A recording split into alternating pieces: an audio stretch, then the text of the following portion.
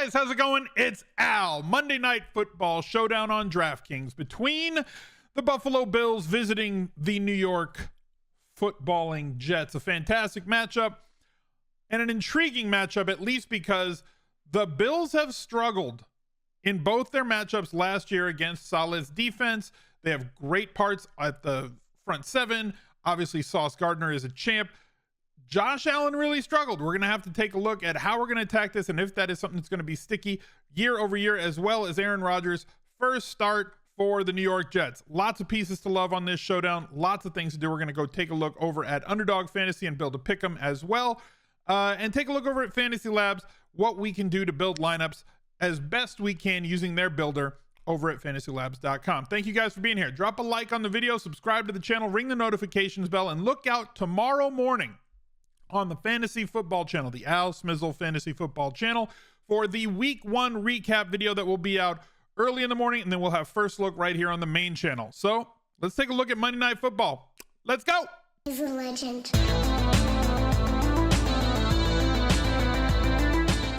Why don't we start over on Underdog Fantasy? We're going to build a little pick'em here. I've already kind of built it for you. They have great products outside of their best ball games, which filled like every single tournament this offseason. So if you're playing best ball, I hope you're enjoying your season so far and enjoyed draft season. We're going to build a pick'em for Monday Night Football for $50. I've picked out 4 highers. Lowers are sharper. If you don't have an account over at Underdog Fantasy, use code ALSMIZZLE. That's all one word, ALSMIZZLE, and you get up to $100 deposit bonus on your first deposit to the site. So I've got over 252 passing yards. As you can see, I'm bucking the trend of what happened last year to Josh Allen against the Jets. James Cook, 14.5 receiving yards, seems somewhat criminal. Over 2.5 receptions for Dalton Kincaid, who I expect to be somewhat involved. And Dalvin Cook, it was said that he was going to be a big-time Week 1 play, kind of similar to what David Montgomery's going to do. They're going to ease Breece Hall along early in the season. So these are the 4 hires that I have. Lowers are sharper. I just don't like rooting for punts and field goals.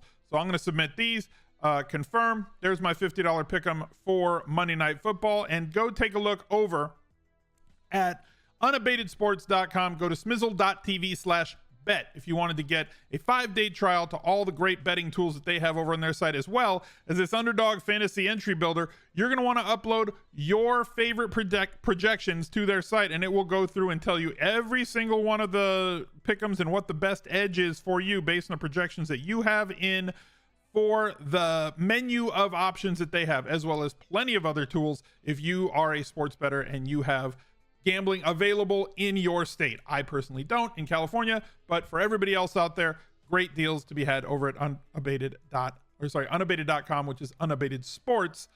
Use smizzle.tv/bet to head over there and promo code SMIZ at checkout. Let's take a look at the slate. As I said up top, we're going to start with the quarterbacks. First off, Josh Allen.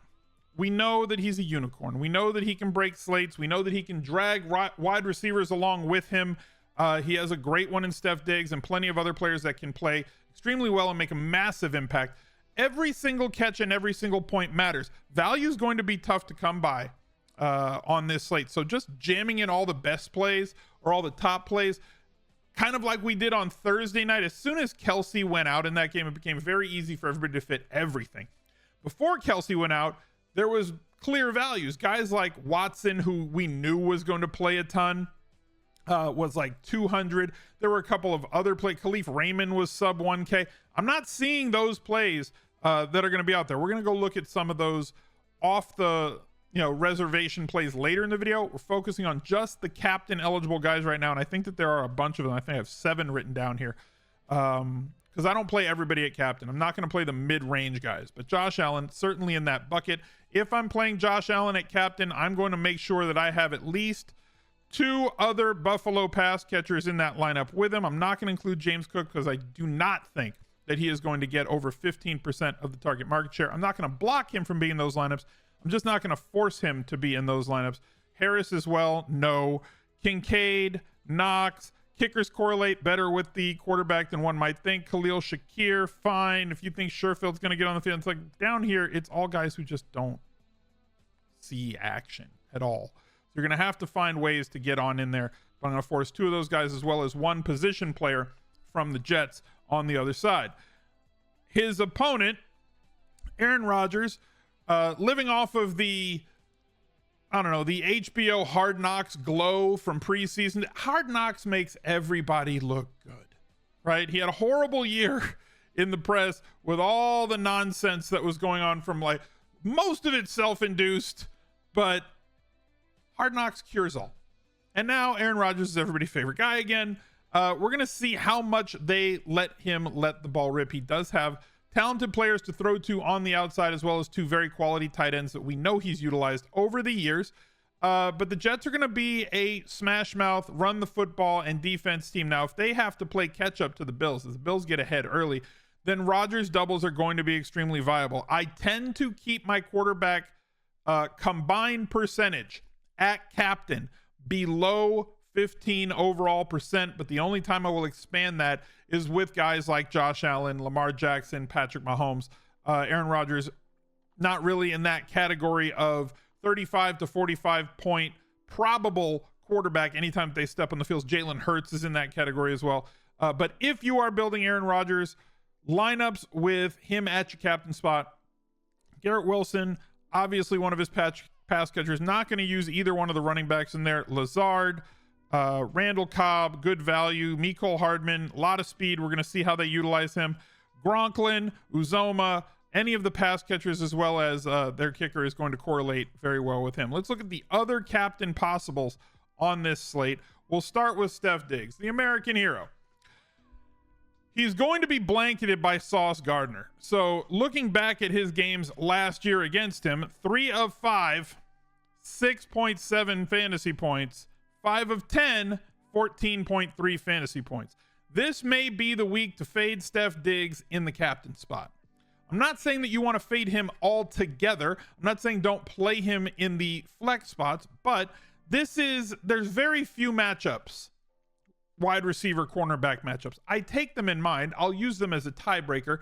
They're typically cooked into projections, but a quick glance at a couple of different projection sets to me feels like Steph Diggs is being overemphasized on median, and his ceiling is probably still about the same, because anything can break down and anybody can catch an 80-yard touchdown with a quarterback like Josh Allen. But I think his mean and his median are a lot lower this week than they would be otherwise because of the Sauce matchup. That meat of that bell curve is a little bit left of where it usually is. So I'm probably not going to have very much Steph Diggs. I might snowflake him by the time I'm building lineups on Monday afternoon. I'm going to have to really think long and hard about it, because he's one of my favorite players in the NFL. As you guys know, he won me $1 million a few years ago. I'm very biased towards Steph Diggs. So for me to want to consider not full fading him, but being massively under the field when it comes to a showdown slate where there aren't all that many options is somewhat telling. Now, on the other side, Garrett Wilson could be really primed for a breakout season. I'm not saying that because Aaron Rodgers talked him up. This is not a Hard Knocks hangover. The kid can play. Year 2 wide receivers do tend to take a pretty massive leap in terms of their volume, their efficiency, their fantasy output, all of it. And there really aren't that many other talented guys that can earn targets as consistently as Garrett Wilson can in the Jets passing game. If he is going to throw the ball 30 to 35 times, it is not unlikely that Garrett Wilson will garner 28+% of the target market share, and possibly as high as 32 or 33%. And if he does that, he's going to be one of the most consistent wide receivers on the season. And as I said, the Bills are favored by 2 in this game on the road, total of 48. Jets still have a team total of 23 points in this game. If they are going to score 3 touchdowns or more, Garrett Wilson will likely be involved. If I'm going to play Garrett Wilson at captain, thinking that he's going to be one of the optimal plays at that position where you get the 1.5x scoring on DraftKings, I'm going to be tying and tagging Aaron Rodgers along with him in every one of my Garrett Wilson at captain lineups, because if he had a good day, Aaron Rodgers is going to have had a good day as well. Though I may kind of soft fade Diggs, I'm not going to do that at captain with Gabe Davis. I want to take shots at Showdown. I want to do things that other people are not going to be willing to do. And I believe that people still have this mindset that Gabe Davis is who we saw last year when so many people drafted him early, so many people spent a lot of money in their redraft leagues on him, and everybody got burned. 3rd round ADP. This year he's a 6th, 7th round ADP, but he was injured. And I believe that his failures last year in fantasy were because of that injury. His yo-yoing with yards and targets, he could not earn those targets. So like we talk about targets being vacated, targets that leave a team. No targets left this team. He's in the exact same role that he was in going into last year, but his ankle is a whole lot better. He can get in and out of breaks a lot easier. He can, shake DBs at the line a whole lot easier than he could before. And if he's able to do that, and number one option alpha on the other side, Steph Diggs, is in a tough matchup, Gabe Davis could see 20-25% more looks this week than he does on a normal week. So if he typically sits between 5 and 7 targets, this could be a 7 to 9 target week for Gabe Davis with multiple shots downfield over the top, as he is definitely a quality field stretcher. And again, if I'm going to play Gabe Davis, if he has a monster game, that means that Josh Allen comes in here and leaves me with an awful lot of money to spend on the rest of my life. As I said, this slate is bereft of cheap value options that we can count on to exceed at the sub $1,500 level. So we've got to kind of find other plays. A couple of other guys that I'm looking at, the brothers Cook. James Dalvin Cook and Dalvin James Cook. It's a whole thing. I believe that Dalvin Cook is going to play, let's say, 65% of the market share of the snaps and touches at running back for the Jets this week. I think that Breece Hall is going to come in at 30 to 35% as they ease him back. It's entirely possible that I could be wrong, and if you think that I'm crazy, go ahead and play whoever you like. I'm here to give you my thoughts. You are free as viewers to completely ignore them. That's your call. If you don't want to listen, that's fine. This is just what I have read and what I've observed so far. I tend to listen to what teams tell us and show us, and them going out to go get Dalvin Cook, knowing that they had Breece Hall, a guy that they love in-house, tells me that they know that Breece Hall is not ready. And things that they are saying in the media is that Breece Hall is really not ready to take on a full load at running back, so they have to use Dalvin Cook earlier in the season. Maybe they'll work Breece Hall in as the weeks go along. Maybe the second half of the season, Breece Hall will take that 65% role and share. I believe that Breece Hall, when fully healthy and fully recovered from this surgery that he had last season, is a more talented and explosive back than Dalvin Cook. This is week 1, and we are worried about this one game. So Dalvin Cook in that bucket for me. James Cook as well, but he's going to have to score from outside because Damian Harris is going to vulture a lot of inside the 5 usage from him this year.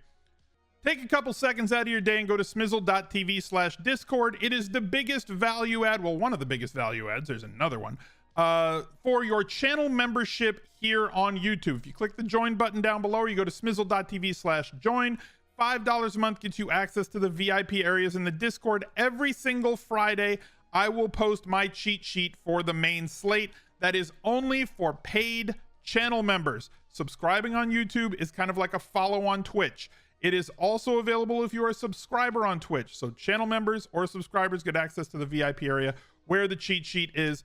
I think it did pretty well this weekend. I hope that you did really well this weekend, and join us in the Discord and get the most out of your channel membership here on YouTube. smizzle.tv/Discord. All right, let's take a look at a couple of players that are probably going to be a little bit cheaper. You're going to need to find some value, a little bit of salary relief. Typically for me, I'm definitely not using kickers and defensive captain. Not with teams that are this talented. I'm just not doing it. If you want to do it, go ahead. It's not the way that I play Showdown. I also am probably going to limit to one of this quad. So any lineup will not have any more than one of Bass, Zerline, Bills D, or Jets D. If you want to play more than that, if you want to play both defenses, if you want to play both kickers, go ahead. Do whatever you like. I personally limit to one. I want the more upside, the higher upside plays, especially from explosive offenses like these. The first guy that I wanted to highlight from this group is Dalton Kincaid. 5K. I think he's going to be in the middle. Like, I think people are afraid to play him because they don't know what to expect. His projection on, like, his props are like 2.5 catches and like 30 yards. And for 5K, I don't think people think that's enough, but I believe that his actual usage is going to be greater, especially considering the Sauce Gardner effect with him running out of the slot. More often than not, Dalton Kincaid is a really solid play at 5K in the flex spots. Another one also playing out of the slot is Randall Cobb. He's just going to run a ton of routes. He's going to be on the field a ton of the time, and nobody wants to play him because he's old. It's not a whole lot of, well, it's the prevailing thought. There's no upside if you play Randall Cobb. This is freaking showdown. I don't need a 40-point game from him at 3K. If he walks out of this game in the flex with like 7 to 12 points, that could be enough to vault you into the top 1%, depending on how the other 5 players and specifically your captain do in that lineup. He's definitely going to be in my Aaron Rodgers at captain groups, and very viable option to give you a little bit of salary relief. But my full-on punt play is down here. The only play that I really kind of like sub 1,000 is CJ Uzoma's touchdown or bust, but at 800 I don't need to do all that much.